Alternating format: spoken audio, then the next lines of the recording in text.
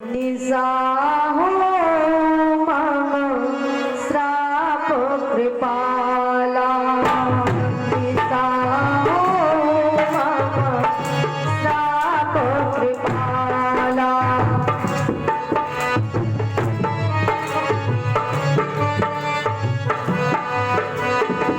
निसा हो मम श्राप कृपाला, निसा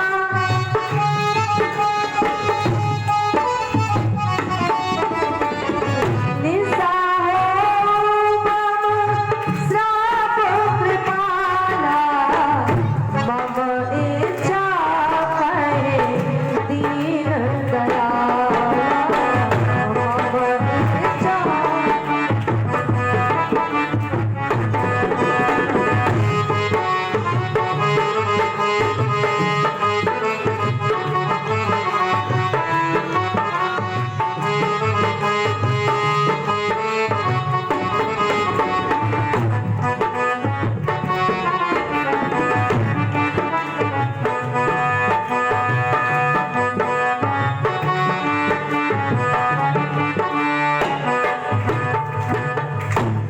जो आपको श्राप दिया है ये झूठ हो जाए।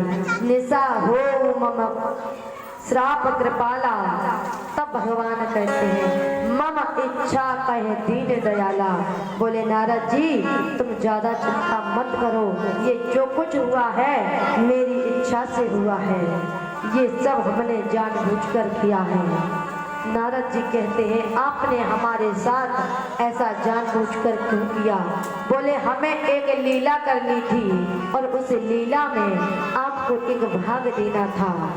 मुझे पूर्ण विश्वास था कि आप उस पाठ को अच्छी तरीके से निभाओगे, इसीलिए हमने आपको अपनी लीला में शामिल कर लिया। श्री हरि नारद जी से कहते हैं आप जाइए और भगवान शंकर के सहस्त्र नामों का जाप कीजिए, जिससे तुम्हारे मन को शांति मिलेगी। आज देव ऋषि नारद जी वहां से हरि इच्छा पाकर चल दिए। रास्ते में दोनों शिवगढ़ मिले जिन्हें नारद जी ने श्राप दिया था। नारद जी पूछने लगे तुम क्यों रो रहे हो? तो कहा आपने हमें श्राप दिया है, हम इसलिए रो रहे हैं। आपने हमें श्राप दिया है, तुम दैत्य हो जाओ। नारद जी बोले मेरा श्राप झूठा नहीं हो सकता, लेकिन मैं वरदान देता हूँ आप दैत्य तो बनोगे, लेकिन इतने बलशाली बनोगे कि आपका उद्धार करने स्वयं भगवान अवतार धारण करके आएंगे। इसके बाद नारद जी सहस्त्र नामों का जाप करने लगे। श्री सुखदेव जी कहते हैं हे राजा परीक्षित, ये भगवान राम के जन्म का मूल कारण था। कारण तो कई है पर सबसे मूल कारण नारद जी का श्राप था। इसके बाद भगवान राम के जन्म से पहले रावण के जन्म की कथा आती है। श्री सुखदेव जी कहते हैं हे राजा परीक्षित, जीवन में व्यक्ति को सत्संग ना मिले कोई बड़ी बात नहीं, कोई बुराई नहीं, लेकिन जीवन भर कुसंग से बचना किसी सत्संग से कम नहीं है। जीवन भर आपको चाहे सत्संग ना मिले कोई बुराई नहीं, लेकिन पूरे जीवन आप किसी गलत संगत से बचे रहे, गलत आचार विचारों से बचे रहे, तो सत्संग से कम नहीं है आपका जीवन। क्षण मात्र का संग हुआ था प्रताप भानु को, जिसका फल ये मिला कि प्रताप भानु एक कपटी मुनि की बहकावे में आया, जिसने ब्राह्मणों को भोजन कराया, लेकिन उस कपटी मुनि ने छल से मांस का भोजन तैयार किया। आकाशवाणी हुई हे ब्राह्मणों तुम इस भोजन को मत ग्रहण करो, तुम्हारा धर्म नष्ट हो जाएगा। उसी समय ब्राह्मण उठकर खड़े हो गए और प्रताप भानु को श्राप दे दिया तुम परिवार सहित दैत्य हो जाओ। ये प्रताप भानु रावण हुआ। इसके छोटे भाई अभिमर्दन कुंभकर्ण हुए और इनके जो मंत्री थे धर्म रुचि, ये रावण का भाई विभीषण हुआ जो कि सौतेले भाई थे। इस प्रकार से परिवार सहित ये एक कुसंग के कारण दैत्य योनि में चली गई।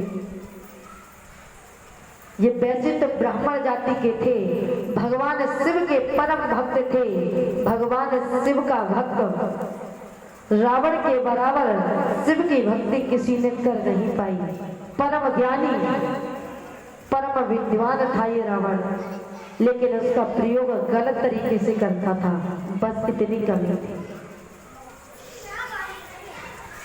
आज भी दैत्य होते हैं, जरों का हेर फेर होता है, वो अलग तरीके के नहीं दिखते। उनके भी 2 हाथ 2 पैर 2 कान 2 आंख होती है। वो कोई 10 मोड़ के ये 2-4 सर वाले नहीं होते, वो भी ऐसे ही होते हैं। पूरा एर फेर विचारों का होता है, व्यवहार का होता है। तो महाराज इस प्रकार से श्री सुखदेव जी बताते हैं कि पूरा परिवार आज दैत्य योनि में प्रवेश कर गया। इन तीनों ने जाकर भगवान का भजन किया है, साधना की है। तो भगवान शंकर ने इन्हें वरदान दिया है, ब्रह्मा जी ने इन्हें वरदान दिया है, इन्हें वरदान दिया है। रावण ने जब वरदान प्राप्त कर लिया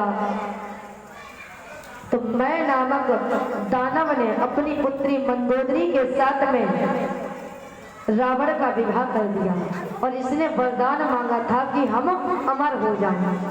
भगवान बोले अमर नहीं हो सकते, जो इस धरती पर आया है उसे जाना पड़ेगा, ये अटल सत्य है। मृत्यु जन्म यदि सत्य है तो मृत्यु अटल सत्य है। जिसका जन्म होता है उसे मरना पड़ता है। श्री सुखदेव जी कहते हैं राजा परीक्षित, आज इसने अमर होने का वरदान मांगा तो भगवान ने मना कर दिया। तो इसने कहा संसार में ऐसा कोई ना हो जो मुझ पर विजय प्राप्त कर सके, केवल बंदर और मनुष्य को छोड़कर। इसने देखा मनुष्य साधारण से मनुष्य हमारा क्या बिगाड़ सकते हैं। भगवान ने कहा एवं वस्तु आप जैसा मांगते हो वो पूर्ण हुआ। इसके बाद कुंभकर्ण के पास आए तो कुंभकर्ण मांगने वाला था 1 दिन सोऊं और 6 महीने जागा। भगवान ने विचार किया यदि ये 6 महीने जागा तो सारा संसार चौपट हो जाएगा। पता नहीं किस किस को अपना भोजन बना लेंगे। बुद्धि घुमा दी तो इसने वरदान मांगा 6 महीने सोऊं और 1 दिन जागूं।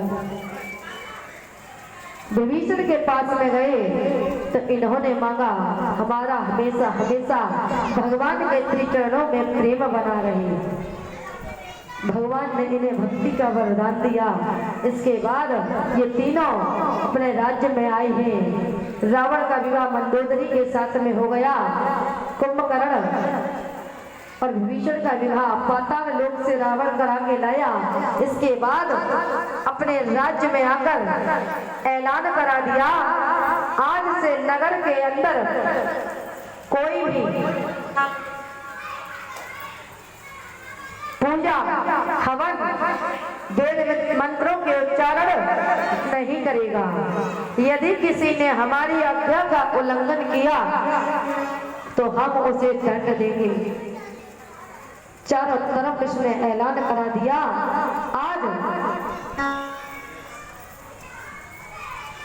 आज इसके अत्याचार से पृथ्वी अकुला उठी।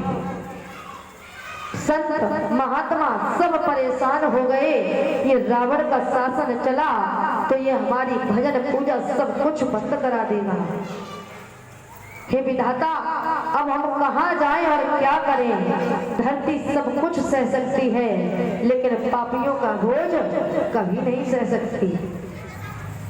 इसीलिए कहा गया है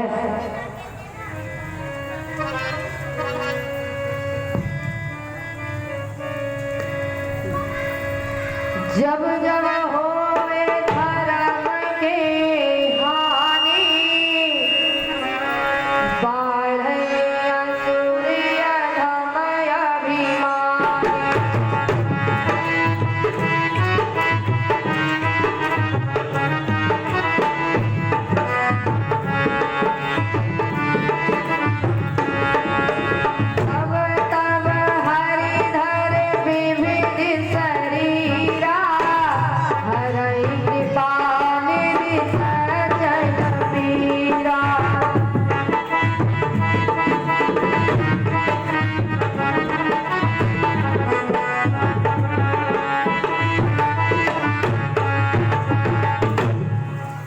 जब जब होए धर्म की हानि, बाढ़ असुर अधम अभिमानी, तब तब हरि धर विविध शरीरा, हरई कृपा निधि सज्जन पीरा।